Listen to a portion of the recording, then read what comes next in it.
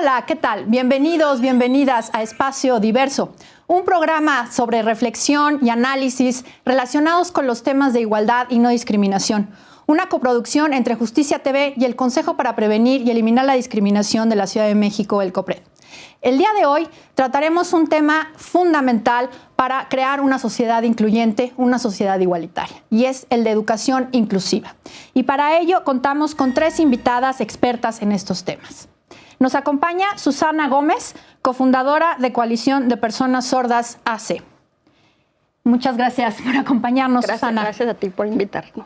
También nos acompaña Katia de Artigues, periodista y fundadora de Yo También, asociación civil cuyo objetivo es eliminar las barreras para las personas con discapacidad. Katia, muchísimas gracias por estar aquí. Bueno, pues muchas gracias igualmente. Y Alejandra Donají, politóloga y cofundadora de Transversal, organización civil de acción sobre los derechos de las personas con discapacidad. Ale, también muchísimas gracias por acompañarnos. Muchas gracias a ti. Pues es un tema fundamental porque, bueno, pues lo que decía yo hace un momento, ¿no? Si queremos generar sociedades igualitarias, comunidades incluyentes, en donde se aprecie y se valore la diversidad como un valor que suma, pues justamente tenemos que crear espacios de educación incluyente, espacios de educación inclusiva. Entonces, bueno, pues primero la pregunta obligada, ¿no? ¿Qué es la educación inclusiva? Ale. ¿Quieren que yo conteste, por favor? Adelante. Creo que es, primera, un idílico. Es un horizonte al que queremos llegar, un horizonte que queremos construir. Es un espacio donde en las escuelas todos son reconocidos en su diversidad, todos pueden aportar y todos tienen el derecho de aprender. Es pensar estos salones y estas escuelas de una manera novedosa que no hemos visto, que no termina de existir, y es construir juntos este camino a que todos los niños, todas las niñas puedan estar en las escuelas, puedan participar, puedan aprender, puedan seguir estudiando, pueden pasar al grado siguiente y puedan ser reconocidos en este proceso de diversidad, ¿no?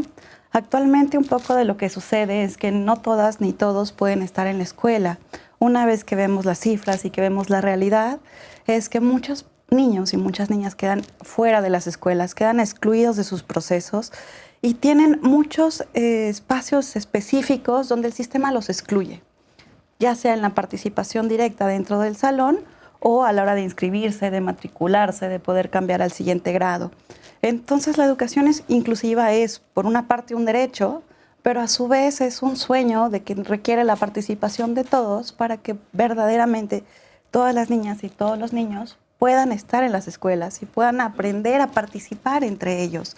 Y eso solo se puede hacer cambiando los entornos, brindando los apoyos necesarios, cambiando el sistema, cómo opera, los apoyos con los que cuentas, los materiales, la capacitación al maestro, la relación con el otro niño, la relación con los otros. Entonces implica un cambio de chip completo en la manera de relacionarse y de ver el sistema educativo y más allá el proceso educativo. Claro. Katia, querías... Sí, y es un cambio cultural importantísimo, porque además cada persona con discapacidad, así como cada niño sin discapacidad, necesita quizá cosas diferentes para aprender, ¿sabes? Claro. La discapacidad es como una lupa que aumenta las necesidades de determinada cosa, ¿no? O sea, siempre recuerdo, por ejemplo, el caso de las personas sordas, ¿no? O sea, que ellos para incluirse necesitan muchísimos apoyos y en educación básica, ahorita seguramente nos hablará más Susana del tema, pues abogan por un modelo bilingüe que implicaría que estuvieran para muchos apartados y alejados de supuestamente la educación inclusiva.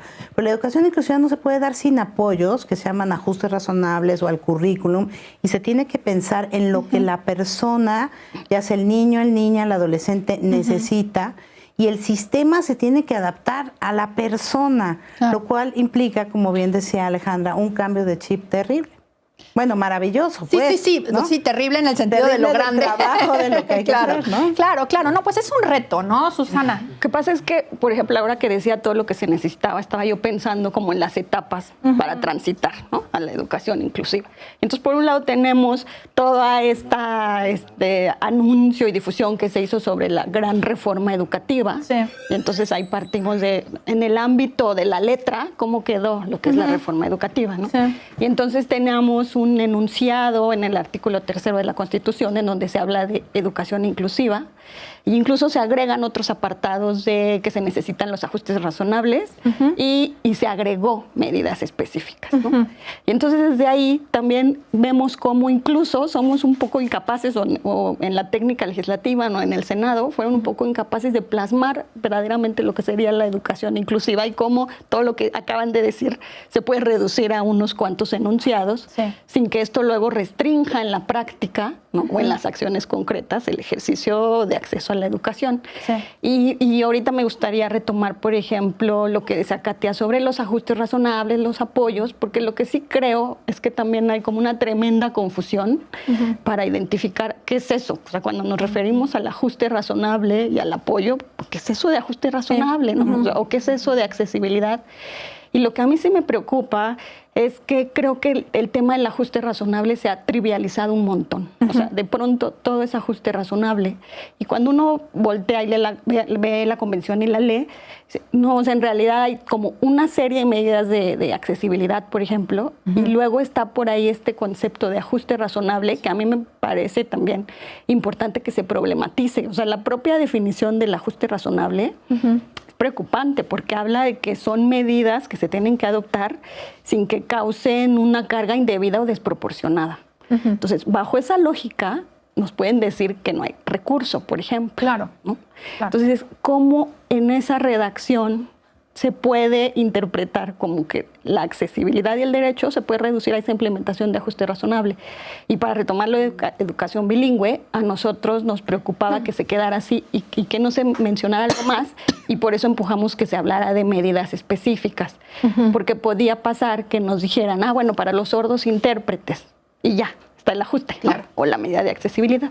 Entonces, no, necesitamos una medida más amplia, que es el modelo bilingüe, que tiene un montón de implicaciones y de características que no se pueden reducir al tema del intérprete, por ejemplo. Claro.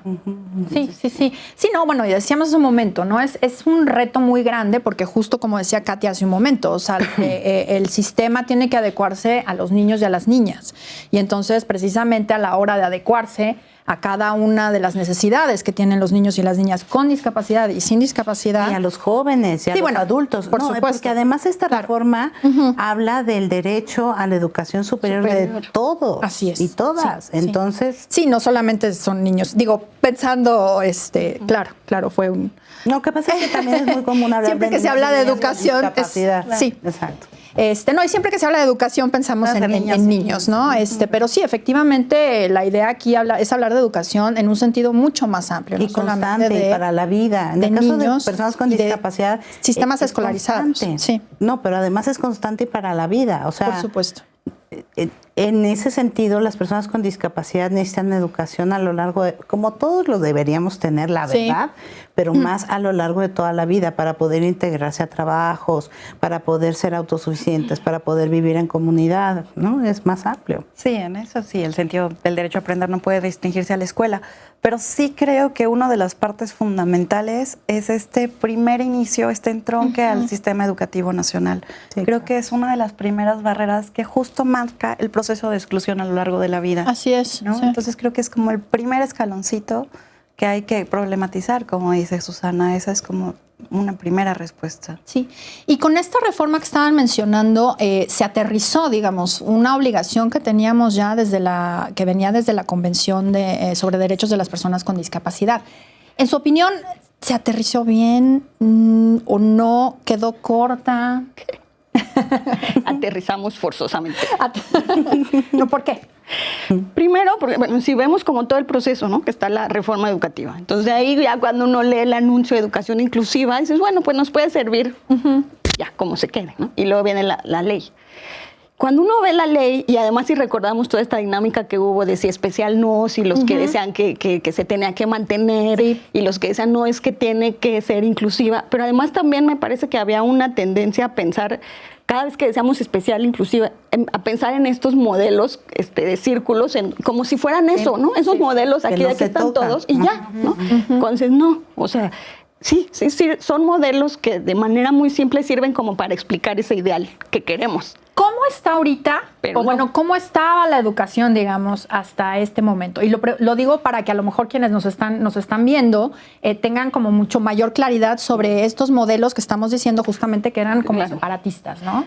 Yo puedo hablarte Bueno, más sobre todo de la educación de personas sordas y cómo estaba. Entonces, ha transitado por cambios, o sea, tampoco es la primera vez que se implementen estos cambios, pero por lo menos desde finales de los 90 había una cosa que se llamaban los grupos integrados específicos para hipoacúsicos, que luego se convirtieron ahora en los centros de atención múltiple.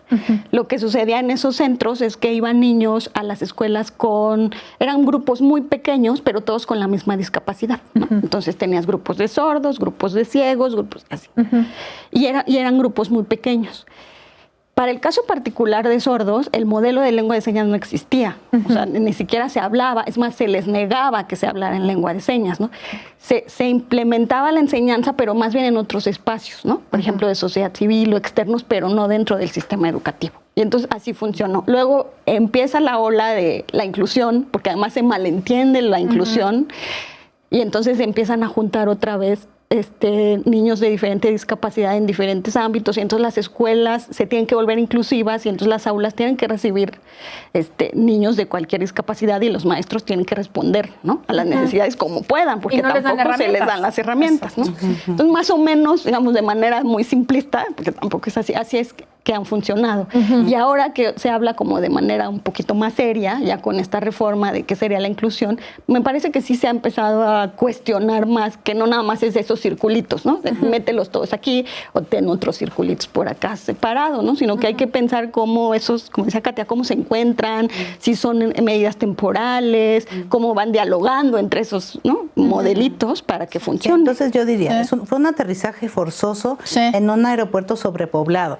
O sea, empieza en el aeropuerto internacional de la Ciudad de México, porque tienes a la par muchas otras cosas. No es solamente, yo creo que ya todos estamos más allá de este fetichismo constitucional, ¿no? Que pensábamos que por reformar la Constitución todo mágicamente iba a cambiar. No, hay que hacer 1,000,000 de cosas. Entre ellas capacitar a los maestros, que están, pues, obviamente asustados. Yo me acuerdo que hace poco, presentando un libro de Bev que habla de la experiencia de ser padre de María, que tiene autismo, yo dije, es que a los maestros les da miedo porque pues no han sido formados. Una maestra me dijo, no tenemos miedo, tenemos pánico, ¿no? Pero es cierto, si no tienes en la formación de todo maestro herramientas para lograr la inclusión, o para por lo menos decir, yo niño cómo lo canalizo, de dónde me llego de apoyos, etcétera, pues es muy difícil. Y si no lo haces a la par de construyendo todas las escuelas con una visión de accesibilidad para absolutamente todos y no solamente discapacidad motriz, pues hay muchas cosas que tienen que avanzar como en paralelo, ¿no? El aterrizaje más las maletas, más los counters, más todo, ¿no? Sí. Yo aquí quisiera señalar como dos cosas. Lo que trajo la reforma constitucional fue el reconocimiento de un derecho, y esa es como una parte legal que había que dar ese paso. Estábamos como un poco atrasados en el reconocimiento internacional de este derecho de que tenemos de aprender de esa manera. Pero ahora, igual que antes, el reto está en cómo lo haces operativo, cómo lo operas, cómo lo logras bajar a que signifique una mayor calidad de vida, de dignidad, de ejercicio para las personas. Y aquí es donde creo que la realidad es caótica, o donde te pone en tu nivel. No sabemos ni siquiera cuántos niños y niñas con discapacidad llegan a la escuela. No tenemos cómo medirlos. Por ejemplo, en el CEMAVE, que fue el Censo de Maestros y Alumnos que se llevó en 2013 con la SEP, los cuestionarios que no regresaron fueron más que los niños que dijeron tener discapacidad en las escuelas. O sea, no están en las escuelas y está ese vacío. Pero además, pasa algo. El gasto operativo es importante, la cuestión económica es fundamental. Y pasa algo en México. Tenemos un gasto por alumno, por cabeza, lo que cuesta en la escuela. Y es absolutamente diferenciado en cómo vas entrando a intersecciones. Entonces, no tengo los datos en este momento, pero supongamos que un niño que está en la escuela regular en el sistema básico recibe 14 pesos para el ciclo escolar por cabeza. Un niño que proviene de una comunidad indígena a la escuela que tiene esta modalidad recibe 6 pesos. Y para educación, aunque no puedes traquear el dinero, no puedes seguir el gasto operativo de cómo está el presupuesto, pero para discapacidad es algo así de 1.50 pesos. Entonces el diferencial es enorme. Cuando se necesita más. Exacto. Claro. Hasta que no ataques desde el presupuesto esa visión de segregación, no importa cómo planees los salones. Lo que necesitas hacer es meterle la mano al presupuesto para poder asegurar que quien requiere apoyo lo reciba, porque es adicional. Lo que tienes que modificar es el sistema. Entonces, ¿qué pasa? El costo de exclusión lo pagan las mismas personas, en ese gasto diferenciado que hay por alumno. Entonces, creo que esa es una discusión que hasta el momento no se ha dado por cómo está planteado el presupuesto y lo difícil que es seguir esa ruta del dinero que marca ese diferencial por cabeza entre los niños. Y eso es fundamental, porque quieres modificar el sistema más allá de la capacitación que puedas dar. Lo que necesitas es invertir en poder modificar el sistema que tienes actual a efecto de que en verdad sea para todos, sea pensando en todos. Y en cambio, la construcción del sistema por completo tiene otra lógica. Y esa es la que la inercia no permite vencer hasta el momento. Pero son discusiones que yo creo que hay que tener. Y hay que tomar en cuenta también transversalidades. O sea, yo creo que lo que puso en la mesa el caso de Citlali, una niña mazahua con síndrome de Down que fue excluida, es que, bueno, pues existen personas que, o sea, todos somos varias cosas. Claro. Entonces, ¿qué pasa con un niño hablante indígena, está en una comunidad marginada y que además tiene discapacidad y a lo mejor es trans? Sí. ¿En qué categoría lo pones? ¿Quién estaba? Bueno, en el caso de Citlali, nada más era discapacidad intelectual y una, o sea, adscripción indígena, ¿no? Sí. Claro, no cabía en uno u otro lado, no cabía en ningún lado. Sí. Y también en ese caso la escuela era multigrado, o sea, ya trae llega a otra parte del sistema educativo, o sea, sí se van sumando estas cuestiones tanto de la persona como cómo responde el sistema a todas estas dificultades. Que, por ejemplo, después de que se lleva a cabo lo de la ley, hay un proceso para la elaboración de la estrategia de inclusión educativa. Justo una de las discusiones ahí era lo que decías del presupuesto, ¿no? Entonces, cuando la gente de la SEP te presenta los presupuestos y efectivamente lo ves y dices, pues sí, ya cuando lo desagregan por rubros, por diferentes sistemas de cómo está estructurado a nivel nacional, pues la verdad es que dices, bueno, sí, es cierto que ha disminuido, pero cuando lo ves, digamos, desde la perspectiva de ellos, pues sí, el gasto está ahí, ¿no? El problema es luego cómo está aterrizando, como decías tú, en la práctica. Pero también hay que entender y como desde el lado administrativo, que las diferencias a nivel nacional, por ejemplo, también es súper importante, porque a veces nosotros pensamos como aquí desde nuestro centro, Claro, sí. y que al final, cuando ellos a lo mejor pueden decir, ¿no? Hay que generar ciertas acciones, pues ya en Chihuahua les dijeron, primero aquí nada más por la dimensión territorial no nos queda. Claro. Y luego aparte por las resistencias que todavía hay, ¿no? Que atraviesan cuestiones laborales, sindicales, de desconocimiento. Claro. O sea, que se juntan un montón de cosas que cuando dices hay que aterrizarlo a prácticas concretas en determinados contextos, pues lo que acá imaginamos desde nosotros de lo que debería ser, pues ya se desfiguró y se desvaneció completamente. Tenemos que hacer una pausa, pero ahorita seguimos platicando de esto. No le cambien.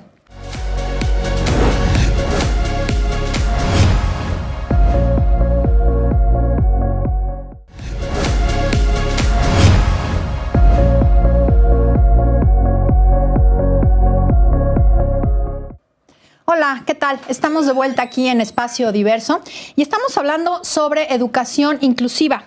La UNESCO define a la educación inclusiva como el proceso de identificar y responder a la diversidad de las necesidades de las y los estudiantes a través de la mayor participación en el aprendizaje, las culturas y las comunidades y reduciendo la exclusión en la educación.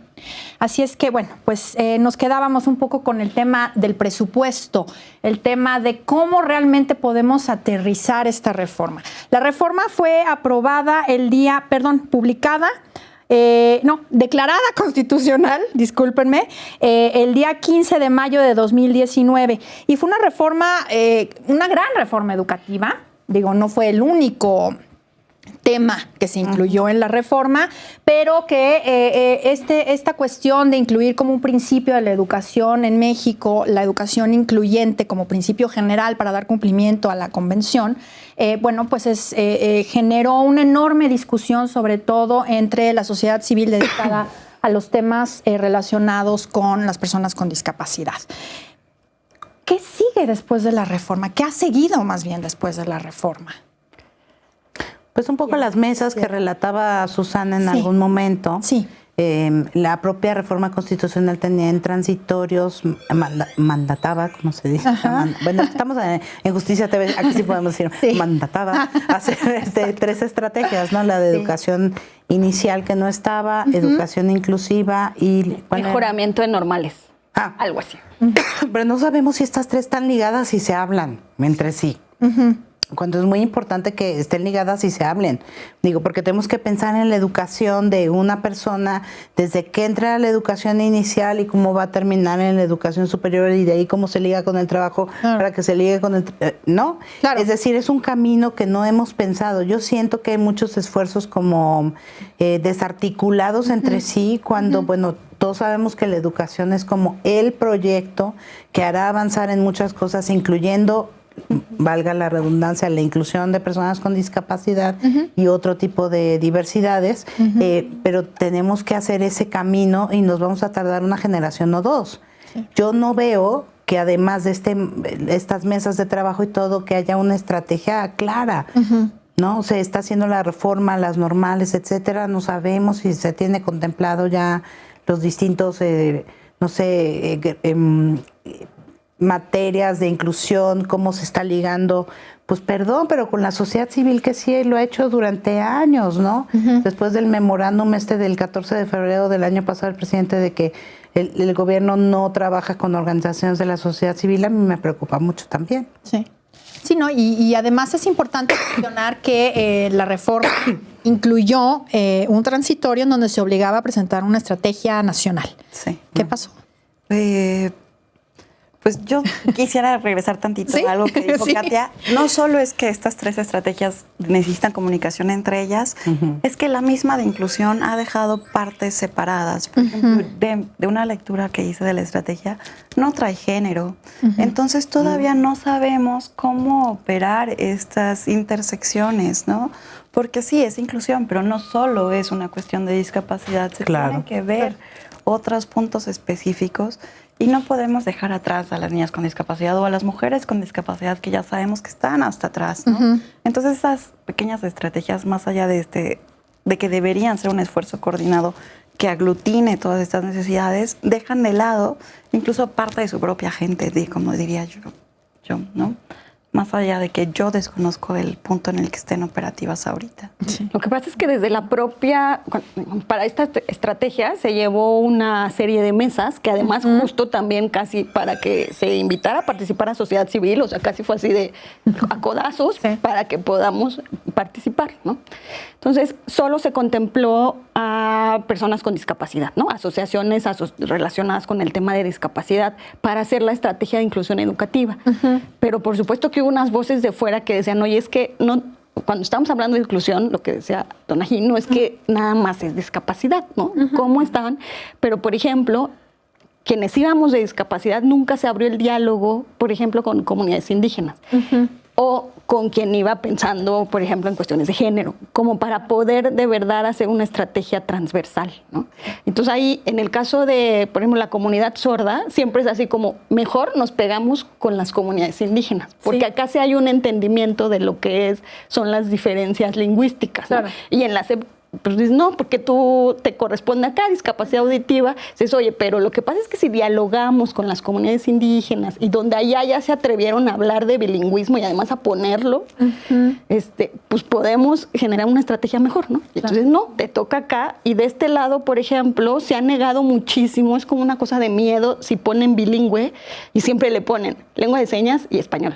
Y ya si pusieron lengua de señas correctamente es ganancia, porque en la ley, por ejemplo, viene el lenguaje de señas mexicana, ¿no?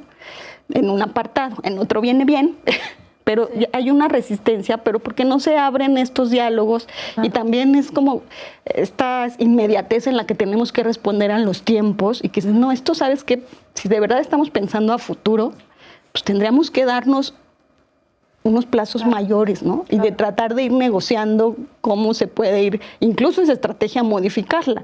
Pero sí se presentó la estrategia, entonces. Se presentó en lo que se sabe así como el chisme, porque tampoco lo sabemos de cierto, es que se entregó en noviembre, se entregaron estas 3 estrategias y que en teoría deben de estar, pues yo no sé si en revisión o qué. Cuando nosotros participamos, la SEP quedó de enviarnos a nosotros la estrategia para retroalimentarla y nunca la recibimos. Okay. Entonces, no sabemos, o sea, hasta ahí es lo que tenemos. Sí, no se han publicado, ¿no? No se han Creemos que publicado. están, pero no se han publicado, ya están en falta porque el plazo constitucional era finales de noviembre, si Entiendo no me que la equivoco. entregaron a mediados, si lo Ahora, hizo o no. También no sé. hay una cosa que yo haría una reflexión triste del momento en el que estamos como país y desde hace mucho tiempo, Isa, porque como todo es sexenal y cada 6 años se reinventa todo, Sí. ¿no? Si no ponemos plazos al final de una reforma de este calado para decir, tiene 180 días para presentar la iniciativa, igual se queda ahí en la congeladora y nunca pasa nada. Claro. Porque no hemos podido, sabido, no sé, caminar en la construcción de algo que sea, que permanezca pese a los cambios de gobierno en algo tan importante como educación. Así es, así es. Sí, y en realidad es... Pero es un en tema nada, a no largo nada más en plazo. Bueno, educación. sí, pero estamos hablando de educación, pues. No, y es eso, ¿no? O sea, el tema de no entender, digamos, que la cuestión de una apuesta, digamos, por una educación inclusiva, pues realmente no es un tema, no es una Sexenal. política sexenal o no es una política que tenga que ver con un gobierno, una administración o una gestión, ¿no? Sino que tiene que ver con un modo de entender y de desarrollar los derechos, ¿no? Y al hablar de derechos, pues es pensar a largo plazo y Claro, a... en la progresividad. pero también esta por apuesta, a pesar de que apenas fue puesta en una convención en el 2006, ratificada en el 2008, es algo que empezó en México en los 90s, ¿no? A dar pasitos. Y entonces es como ¿cómo se llama la canción de la burra Kimichu? ¿No? Un pasito para adelante, 2 para atrás, un pasito para adelante, 2 para atrás. Es muy desesperante, francamente, ¿no? Sí, ¿no? Y bueno, pues evidentemente esto incide directamente en los derechos de las personas que acuden a la educación, pero sobre todo de los niños y de las niñas y de la generación de comunidades incluyentes, porque a mí me parece que eso es fundamental. O sea, hablar de que había un video, no sé si lo vieron por ahí, que era de una organización en España que hablaba justamente de por qué no tienes un amigo con discapacidad, ¿no? ¿Por qué en tu banda de rock no hay un amigo con discapacidad, no hay alguien que tenga discapacidad, en fin, ¿no? Y entonces ponían distintas situaciones y al final acababan diciendo, pues porque las escuelas no son incluyentes, no son, Porque no fuiste hay a la escuela con ellos. ¿no? Y entonces justamente es poner esto sobre la mesa y decir qué tipo de comunidad, qué tipo de sociedad queremos. Una sociedad en donde estemos separando a las personas o realmente estemos conviviendo todos y todas para aprender a respetarnos, ¿no? Y aprender a conocernos y a convivir. Sí, yo creo que ese es el reto más grande, como decía Katia, es cultural la cosa y es entrarle por ahí, porque la desigualdad trae consigo que tengas menos recursos, que tengas menos posibilidad de participación, que te enfrentes a un mayor diferencial de información, que te sea más difícil cambiar las cosas. Y eso tiene que ser considerado y tiene que ver como con los plazos que decía Susana y tiene que ver con la forma de comunicarse entre todos. Si no se advierte de entrada ese ejercicio de desigualdad que subsiste y que sostiene, no hay manera de generar estos como espacios de diálogo entre tantas necesidades que existen, ¿no? Yo siento que es una de las partes que hay que partir de ahí. Sí. Y lo que yo diría también es que, por ejemplo, cómo se puede perder en el discurso de la inclusión, también como las particularidades. Sí. Y Porque de pronto, por ejemplo, digo, yo es más especialista en el tema de comunidad sorda, Sí. ¿no? Como para entender cómo, es decir, qué es para un sordo eso, ¿no? Como cuál es el ideal de la comunidad sorda y el proyecto de educación bilingüe que el movimiento de educación bilingüe quiere, que además es un movimiento muy fuerte a nivel nacional. Pues entonces, ¿cuál es el ideal? Y también pasa por entender como trayectorias de vida, ¿no? Y por eso la estrategia de atención a la primera infancia es como fundamental, por ejemplo, para implementar el modelo de educación bilingüe, ¿no? Cuando tú ves la trayectoria de una persona sorda, desde que nace, primero hay que identificar que la mayoría nace en familias oyentes. Entonces eso lo que implica es que seguramente ese bebé, ¿no? Ese niño o esa niña, los primeros años de vida va a crecer privada del lenguaje. O sea, no va a haber comunicación en su hogar, ¿no? Porque digamos, tendemos a hacer gesticulaciones o hablar, pero ese sonido que los mamás están emitiendo, pues nunca le tiene ningún sentido para el bebé sordo, ¿no? Porque están, digamos, expuestos a los estímulos visuales y no a los auditivos. Entonces puede ser que durante 3, 4, 5 años de vida no desarrollen el lenguaje y no haya una comunicación, ¿no? Y por ejemplo, ahí hay esta obra de Seña y Verbo que es muy buena, que se llama ¿Quién te entiende? Entonces hay un personaje que todo el tiempo está diciendo que en su familia dice que le dicen así, ¿no? Que ya en la obra cuando lo ves es cómico, te da risa, pero cuando lo trasladas a la vida de los niños y de las niñas sordas en familias oyentes, a mí me resulta, esto es como muy fuerte, porque esto es como lo que yo digo, ahí se condensa la privación del lenguaje, ¿no? Porque de pronto el niño te dice, oye, te estás riendo y quieres saber de qué, ¿no? O te ve enojada y quiere saber de qué, y nunca le dices, ¿no? O están los papás comentando, los hermanos, quien sea, y nunca se enteran, y todo el tiempo, y la obra lo plasma muy bien, ¿no? Que todo el tiempo dices que todo el tiempo me decían así, ¿no? Para él le empieza a dar sentido a lo que significa esto desde su propia persona y su experiencia, pero cuando lo vemos así en un entorno doméstico y privado, esa es la privación del lenguaje, o sea, no estás generando comunicación, ¿no? Entonces pensemos que todo esto, llevar a un niño sordo a una escuela de oyentes nada más, pues se enfrenta otra desventaja más, ¿no? Y con todo y que nos digan, bueno, llega el intérprete y se cubre esa necesidad, no se cubre, o sea, ayuda, pero no se cubre porque el niño ya lleva desventajas, probablemente ya hubo un problema en su desarrollo cognitivo, ¿no? Ya no aprendió, por ejemplo, las mismas palabras que un oyente, en fin, se van acumulando una serie de desventajas en su persona que, por ejemplo, el intérprete no cubre. Y entonces ahí la importancia de que haya más niños sordos, primero porque se reconocen entre ellos, pero además porque quizás hay otro niño sordo que sí sabe lengua de señas, ¿no? Y con eso le va a ayudar a él a que aprenda una lengua que pueda expresarse y a comunicarse, ¿no? Por eso la importancia de que haya siempre más niños sordos. Y hay otra figura que aquí todavía no hemos logrado que se reconozca, aunque existe y ya hay personas dentro de la SEP trabajando, que es el modelo lingüístico sordo, ¿no? Que es una persona adulta muy competente que va a tener como esa función de crear un vínculo entre la comunidad sorda de adultos, ¿no? O de personas sordas y esos niños que seguramente en sus casas están aislados y con falta de comunicación, ¿no? Y entonces ese modelo lingüístico cumple el papel primero de transmitirle como esta visión positiva hacia su persona, ¿no? Toda esta idea de lo que es el orgullo sordo, de sentirse orgulloso de tener una lengua y una cultura, pero además también de mostrarle como los códigos lingüísticos, en qué contextos, cómo se habla la lengua de señas, ¿no? Es decir, pensemos cuando nosotros como oyentes nos insertamos en otra cultura y en otro idioma, ¿no? Te hace falta insertarte para poder entenderla y entonces comunicarte, porque si no terminas pues con palabras así, pero nunca fluidamente, ¿no? Tu comunicación siempre está como mocha, pues, ¿no? Entonces, por eso es muy importante entender cómo funciona el modelo lingüístico y por qué nosotros decíamos, no se puede quedar en el intérprete, porque no basta, o sea, el niño no va a aprender, ¿no?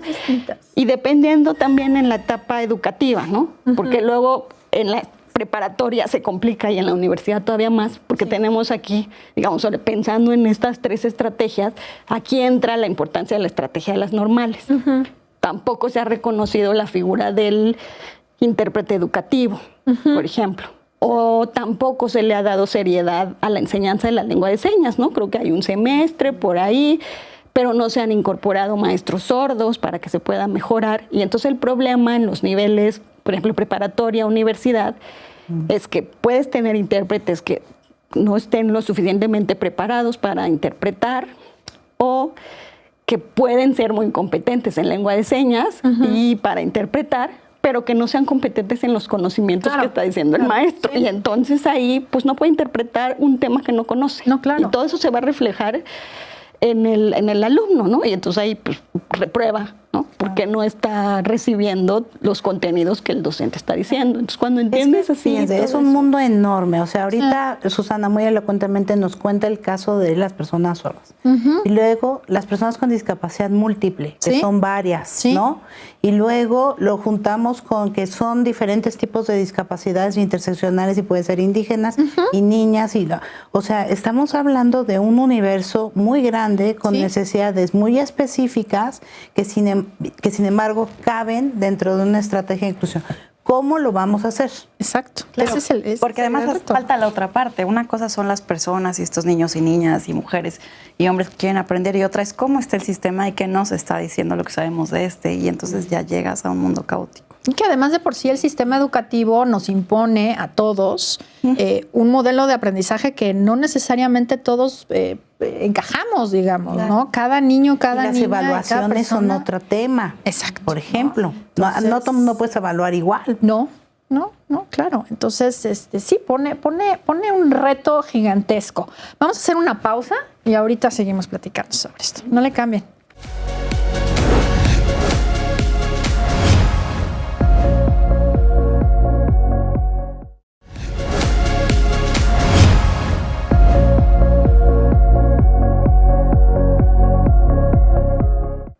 Hola, ¿qué tal? Estamos de vuelta en Espacio Diverso y estamos hablando sobre educación inclusiva. En este último segmento ya no nos está acompañando una de nuestras invitadas, Katia de Artigues, pues tuvo que salir corriendo a una cita que tenía, pero seguimos aquí con Susana y con Alejandra Donají platicando sobre este tema tan importante y tan interesante. Estábamos un poco haciendo como una evaluación acerca de las implicaciones que tiene y que tendrá la reforma publicada el día 15 de mayo de 2019 sobre el principio de educación inclusiva. Ya nos estaba platicando Susana sobre las implicaciones que tiene esto con respecto a la comunidad sorda, pero decíamos justamente ahorita en el corte, estábamos platicando sobre, pues que existen, por ejemplo, las personas con discapacidad múltiple u otro tipo de discapacidades que presentan retos muchísimo más complicados, ¿no? Yo aquí tendría una postura. Estoy completamente a favor de analizar los casos concretos, porque son importantísimos. Pero también creo que la atención necesita ponerse contra el sistema, porque es lo que necesitas cambiar. Entonces, a medida que lo vayas flexibilizando, a medida que lo vayas siendo consciente de los propios límites que está manejando, vas a poder hacer mayores cambios. Entonces, sí, claro que cuando tienes discapacidad múltiple te enfrentas a mayores retos, ¿no? Incluso la accesibilidad física de las escuelas es prácticamente nula, ¿no? Sí. 9 escuelas no tienen siquiera rampa para pasar. Entonces, la atención, mi propuesta es llevarla hacia el sistema, hacia la estructura existente, ¿no? Y a partir de los pequeños indicadores que vamos teniendo para poder conocer un poco más dónde hacer esa atención. Por ejemplo, decía Susana que la comunidad sorda se acerca más a estos modelos de educación indígena donde sea multilingüe, que haya más lenguas, ¿no? Que se pueda dar educación en otra cosa que no sea español, que sean otros modelos los que permitan dar clases. Pero la realidad de la estadística nos da otro contexto. Por ejemplo, en el fantástico estudio que sacaron con APRED, con Solís, manejaron unas cifras de desigualdad en cuánto impactaba la lengua que hablas para tu pertenencia, para poder persistir en la escuela, ¿no? Y a nivel de secundaria, cualquiera que no hable español no sigue, ¿no? Entonces, esa realidad es a donde hay que poner la atención, porque casos particulares siempre va a haber, pero poder decirle al sistema, a la estructura, mira, tú estás organizada así y lo que necesitas alterar es tu proceso de ver las cosas para poder cambiar la manera en que estás operando, trae, desde mi perspectiva, otros cambios o cambios en distinto nivel, ¿no? Ahora con los cambios que se han dado en política pública de cómo se va a garantizar la infraestructura y la seguridad de las escuelas, es un foco rojo para poder señalar que hay lineamientos específicos de cómo tendría que ser la construcción para que sea para todos, que es el diseño universal y que están establecidos lineamientos específicos que se tendría que cumplir, que ese reclamo necesita ir hacia las instancias, ¿no? No puede volver a caer en las familias porque quedas completamente desprotegido. Y yo creo que eso es una cuestión importantísima que hasta el momento no está en el debate, ¿no? El debate no son los casos específicos, siempre va a haber, sino cómo ves ese acercamiento para poder incidir en él y operar el derecho de mejor manera. Que yo pondría esos puntos, tanto la parte del presupuesto como la parte de la infraestructura. Y una vez que logres establecer estas diferenciales que son tan evidentes en virtud de las intersecciones y que es la desigualdad y la vulnerabilidad la que marcan tu trayectoria de vida desde el momento en que el niño nace y se enfrenta con estas estructuras, es ahí donde yo opino que la plática tiene que cambiar, tiene que irse para allá. Eso sería. A mí lo que me gustaría abonar, porque además, digamos, del presupuesto y de cómo se va a ir modificando el sistema, creo que también hay una cosa importante, digamos, como más aterrizada en la práctica y en la actividad cotidiana, que tiene que ver con todavía estas narrativas que se tienen sobre las personas con discapacidad. Y a mí sí me parece que mientras no logremos cambiar la narrativa sobre las personas con discapacidad, muy difícilmente vamos a poder lograr lo otro, ¿no? Porque ahí es donde están como estas resistencias, ¿no? Desde que oímos que dicen es que la adversidad, ¿no? Es que el castigo, es que seguramente hiciste algo, y entonces todo eso empieza a bloquear y a poner resistencias para que quienes son los encargados de, digamos, de reconfigurar el sistema, pues no lo hagan, ¿no? Claro. Porque además lo hacen, digamos, ya en la práctica, aunque podemos tener unos documentos, aunque estuvieran muy bien hechos, ya en la práctica, dices, la forma en cómo quienes toman decisiones, sus representaciones que tienen sobre las personas con discapacidad, ahí pueden bloquear todas las modificaciones. Y eso es como bien importante. Sí. Claro, el cambio necesita ser cultural, como nos decía hace un momento Katia, y la convención es contracultural, o sea, viene a modificar esta percepción que tenemos de nosotros y los otros, de esta relación en la sociedad, y creo que eso es solo como con tiempo, mucha resistencia y persistencia, ¿no? Porque es una cuestión cultural de cómo nos vamos relacionando, y ese es un gran reto, porque muchas veces son las propias familias, las propias personas con discapacidad, las que siguen defendiendo ciertos modelos, y también tiene lógica, están sujetos a distintas vulnerabilidades. Y esa es una realidad que hay que considerar, ¿no? No va a ser lineal, va a ser poco a poco, pero ir comunicando, que también es trabajo del Estado, tendría que ser básico. Y es que, por ejemplo, en el tema de comunicación, como que sí nos hemos empeñado y todos somos de, no se dice, ¿no? El lenguaje incluyente. ¿Cómo se dice? Persona con discapacidad. No es discapacitado, no es capacidad diferente, y en fin, ¿no? Y ahí en las redes nos peleamos con quien lo dice mal y entonces lo corregimos. Pero lo que sí creo que nos ha fallado, y me incluyo desde sociedad civil, que nos ha fallado, es como, ¿por qué se vuelve importante que utilicemos las palabras adecuadas? Claro.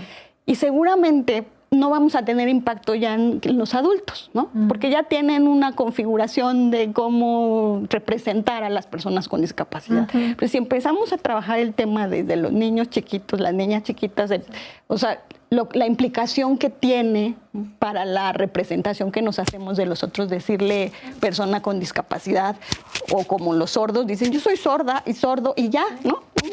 O mi nombre, punto. Pero empezamos como, nos falta como impactar de por qué necesitamos ese lenguaje incluyente, y como difundir de manera más clara qué impacto tiene nuestro comportamiento si vamos modificando el lenguaje y vamos modificando a la vez nuestro comportamiento. Y ahí creo que pues nos ha faltado como esa asertividad de cómo para no pelearnos con el tema de está mal dicho.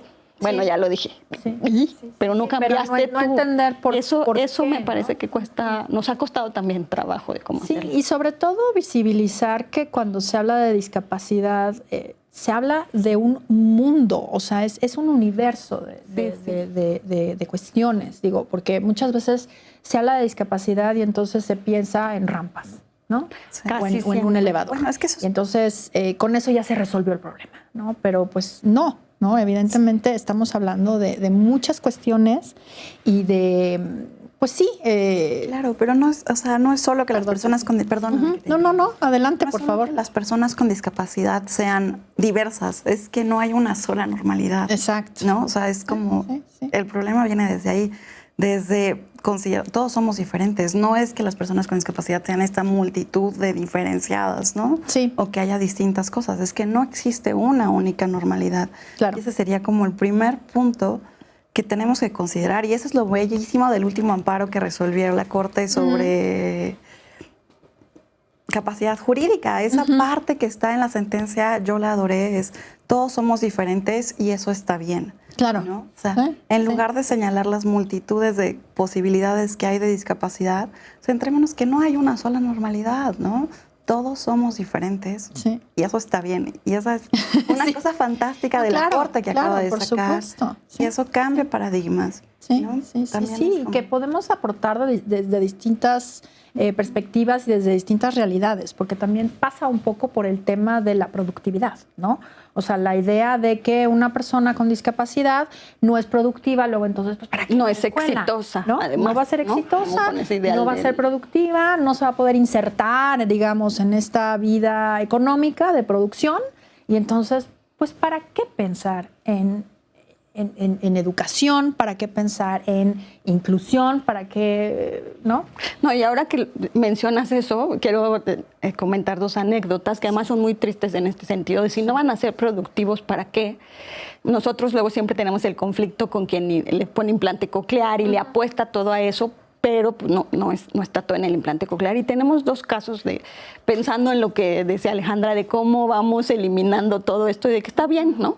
Que eres diferente, que hay diversidad y que se acepte y que no por eso está mal.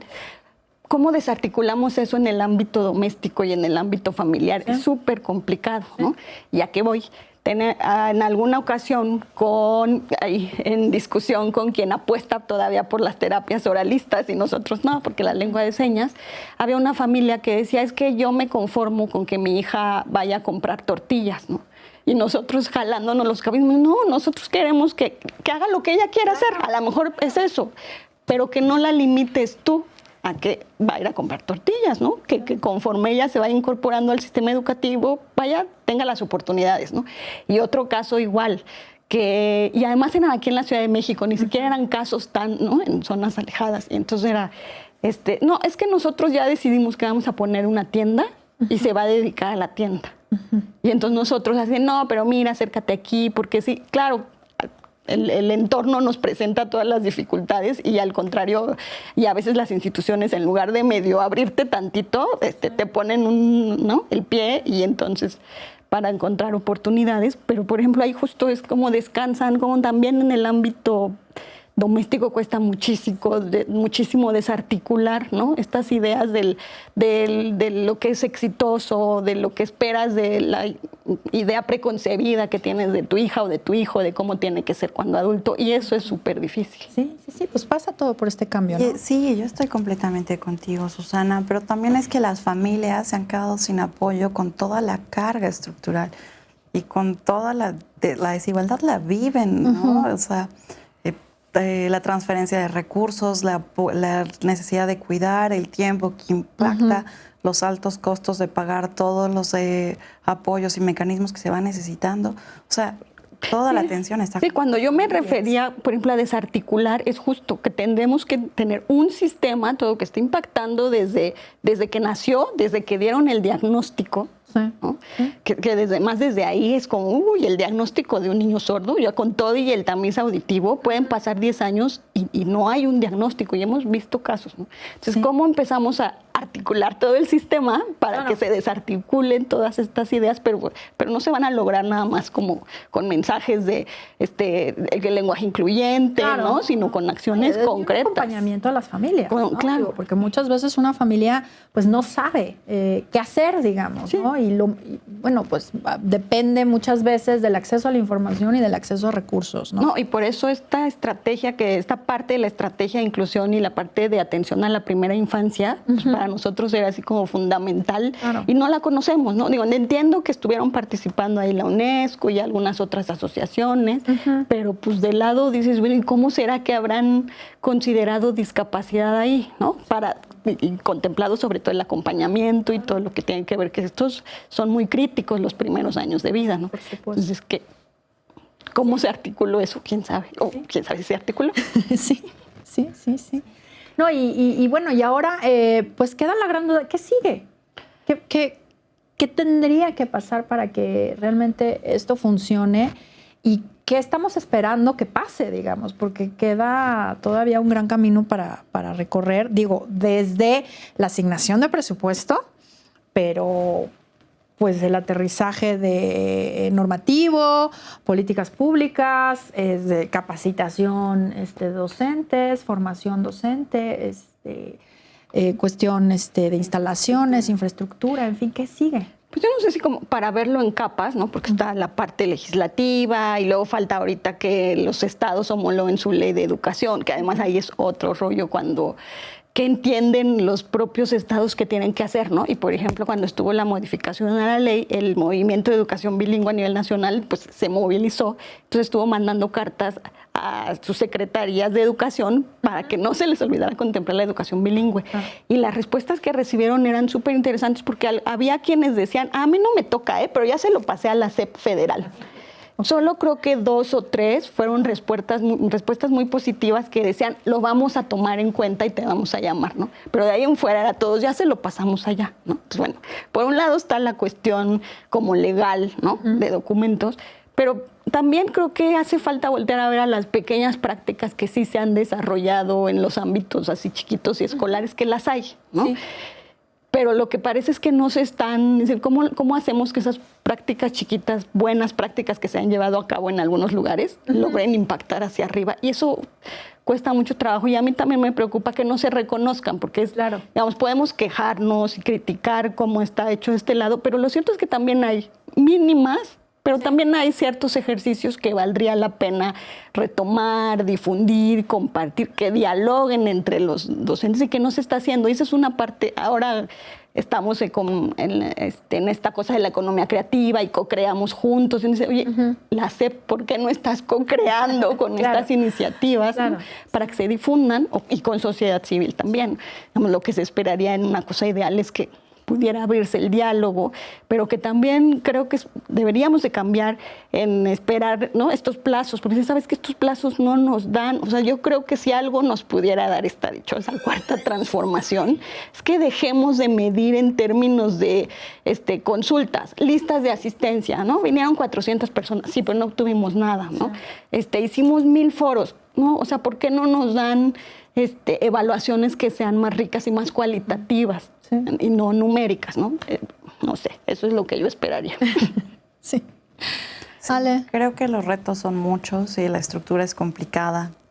Creo que sin duda nos hace falta información y que es responsabilidad del Estado asumir las obligaciones que ha adquirido en la materia y los alcances de esto, y que el reto de operar el derecho pues es muy fuerte, que no es de fácil resolución, que va a llevar tiempo y que requiere como no claudicar, seguir imaginando que estos futuros son posibles, ¿no? Que estos horizontes se pueden construir, ¿no? Con menor discriminación, con menor desigualdad, con mayor participación, con otras concepciones sobre estos nosotros y los otros, ¿no? Que ahí es una zona de gran tensión y desde mi perspectiva solo queda seguir comunicando de manera efectiva que este mundo es de todos, ¿no? Así de sencillo, y que todo debe ser de todos.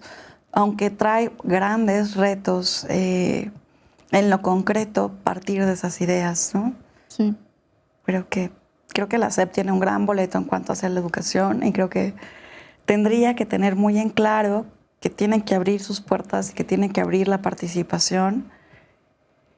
Y que más allá de que la sociedad civil quiera participar en como señalando el dedo, lo que queremos es mejorar el sistema porque conocemos las fallas, tenemos todos gente cercana que ha vivido los efectos de estas exclusiones y creo que esos son las historias de vida que habría que retomar por parte de la SEP para poder construir un sistema educativo que beneficie a todos, que sirva para todos.